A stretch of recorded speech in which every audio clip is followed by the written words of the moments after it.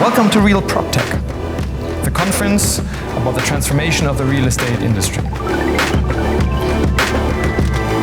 We'll move on and we'll actually stay close to the topic.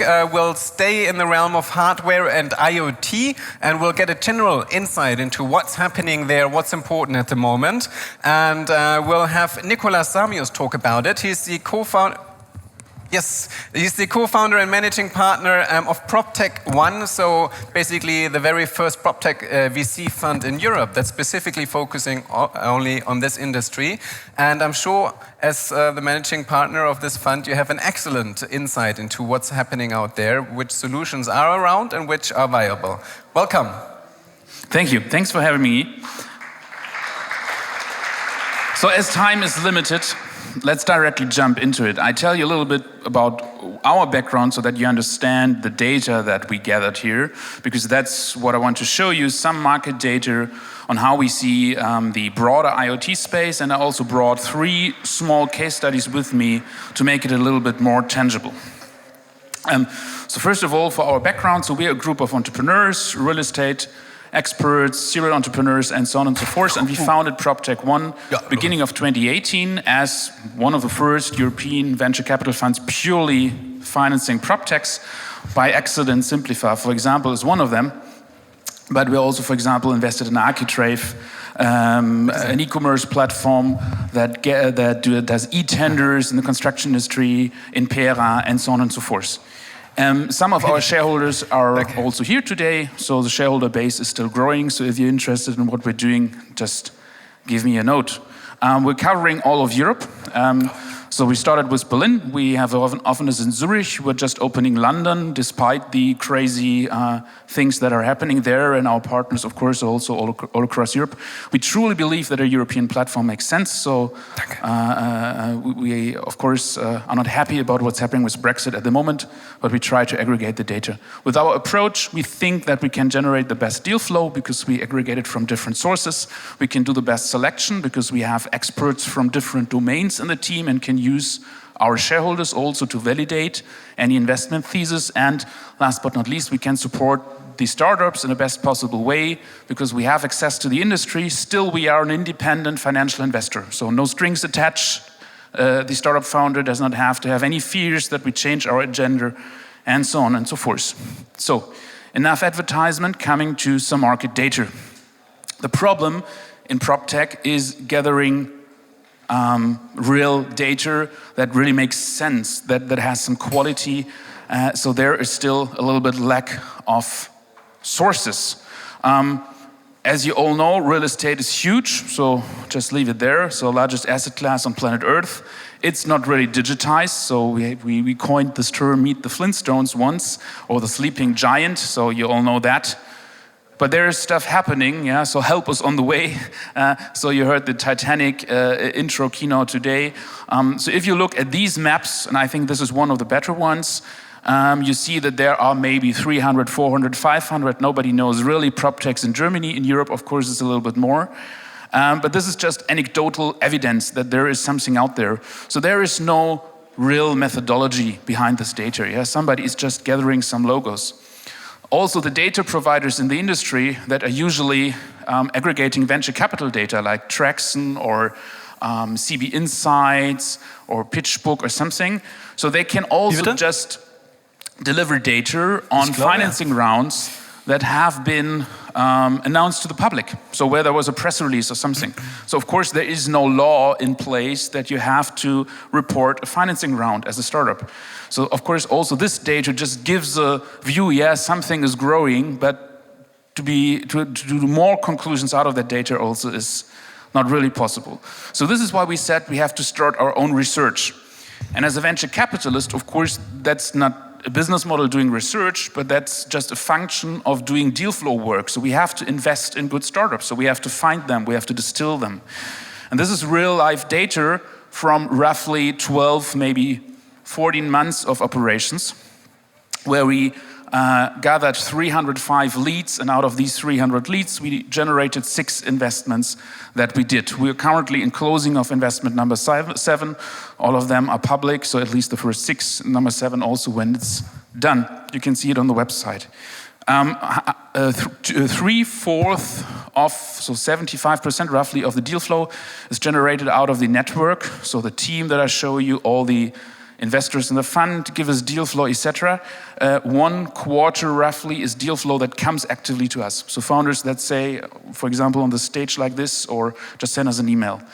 Of course, the highest likeliness for a deal is the deal flow that comes to us with a strong referral, for example, from a co-investor. But what I really want to show you is the sectors, because we want to talk about IoT here, and you see that 23%, which converts to a total number of 70, are, in a broader sense, IoT smart home startups. So that's at least something, I would say, as a starting point. And with this data, we are working. So with this data, we can try to analyze, is it a B2B approach? Is it a B2C approach? What are the valuations? Are there already strategic investors in there? What's the background of the founders? So on and so forth. So we, of course, have more detailed data there. And yeah, we were then sitting together in a team, like with a weekly jour fix, and trying to find kind of the diamonds out of that stack. So I show you 3 case studies, and I will tell you why we, as an investor, like them from the model. One case study is a portfolio investment, so we invested there. 2 others are not in the portfolio, so for some reasons we didn't invest or didn't invest yet. But still, there is a rationale why we, as a VC, think that's an interesting business case. Number 1 is Simplify. Simplify is doing something like a digital twin just for elevators. So you heard the term digital twin. The idea is to have kind of the digital model for the whole building and then manage it accordingly. The elevator in any building is something that creates lots of data and lots of pain. It's very costly. You have a lot of regulation around it, so you need to maintain it properly. If you're an expert in that, you can help kind of the landlords that own the elevators reduce cost for around 30%. And you do that including, of course, gathering data from the elevator in itself. But bad news, most of the elevators are from the 60s or 70s or 80s. So they are not from the kind of IT, internet, WLAN, whatever age. They're purely analog. So you have to put a small IoT device on top, which looks something like this. So it's inside the elevator. And then this device kind of connects the elevator to the internet world for the first time, and you can aggregate all this data. So for the first time, if you are a big asset manager and you have 1,000 elevators in your portfolio, you will see real time if an elevator breaks down or not. As simple as that. So that's already a use case that creates some value. But for example, there is regulation that once a week you have to check if, for example, the emergency phone system works. So the usual way is to just go in any elevator you have once in a week and check manually. Of course, you can automate that. So this is a use case, and that's why we like it, that already addresses a real-life pain point as of today, so you can instantly generate value for the customer. Therefore, of course, the startup can earn money with that. Only focusing on elevators, a small niche market compared to connecting everything in a building, is, as we think, a clever strategy, because you start in a small playing field and you dominate that, and then you can expand to other verticals. For example, the fire alert systems, stuff like that. So other technical things you have in buildings. It's kind of a subscription model. So as a VC, we like a business model that creates recurring revenues. So you have an elevator under management, you earn some €100 per elevator per year, kind of in a subscription. So once you win a customer, maybe you keep them for 10, 20, 30 years. So that's an interesting economics. Second case study is an energy efficiency system, a startup called Vilisto. What they created basically is similar to what you maybe know from Tado. So a smart heating thermostat that you can put on the old radiators. And in that version, it uses an acoustic sensor to hear what's in the room, to learn from that, and then using some machine learning to optimize the heating curves so that when an office building, so that's especially suited for office buildings, is not used, the heating goes down, but in time, for example, at 6 o'clock in the morning, it heats up again so that when at 8 o'clock the people are there, the right temperature is met. Yeah?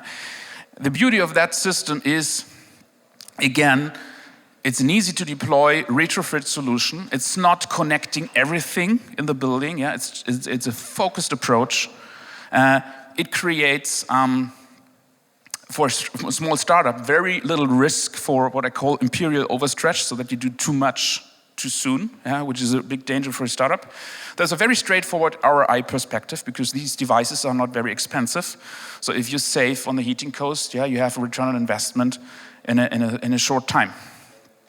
Number 3, and that's the last one, totally different approach, company called Thingit.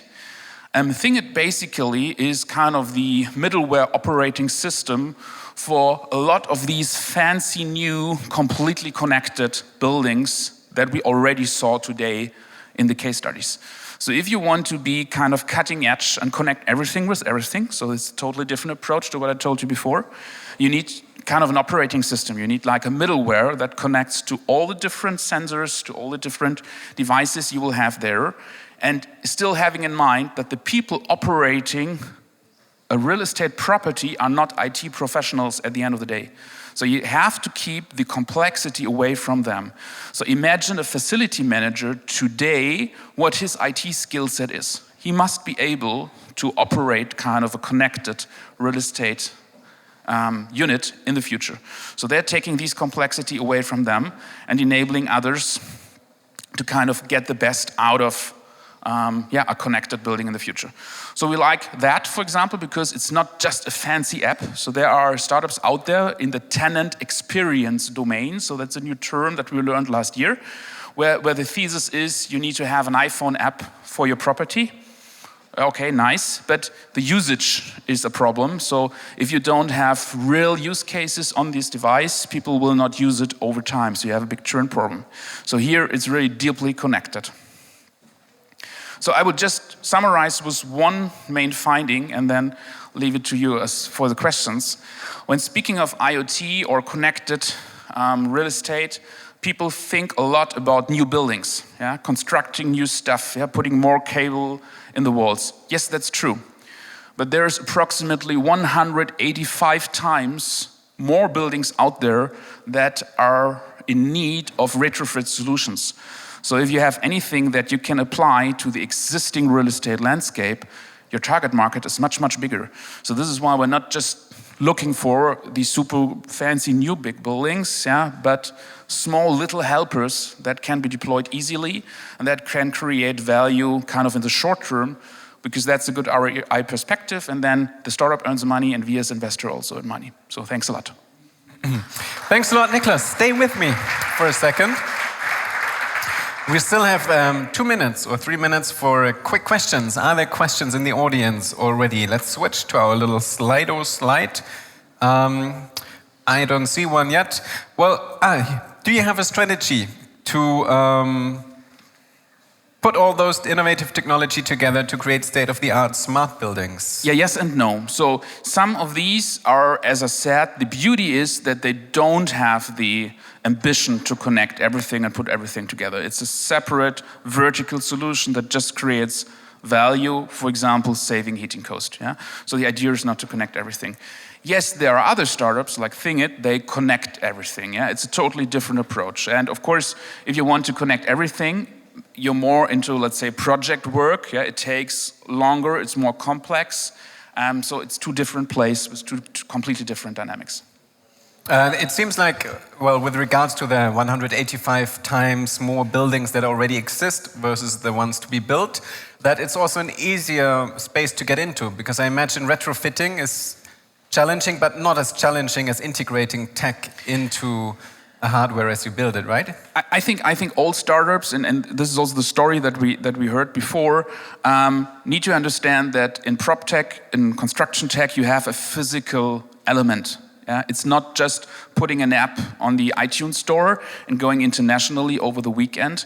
There is some physical things involved. It takes time. You will need to have people on the ground. Yeah? So, for example, the Velisto application, so these devices have batteries in. So these batteries need to be replaced. So either you do it in a simple way, so like a consumer electronic goods, so the user can replace it, or you need to have service technicians in the field that maintain these devices. Yeah? So there are strings attached. So it's prop techs, construction techs take maybe longer time. It's very B2B, long sales cycles. You need physical things. You have to understand that. Yeah, it's not as easy maybe as whatever doing a free-to-play gaming app for the iPhone and then whatever scaling that overnight. All right, it doesn't look like there's more questions coming in, but please use the opportunity to talk to Nikolas directly. He'll also be here the rest of the day, no? Yes, I am. Perfect. Thank you. Thanks a lot, Nikolas.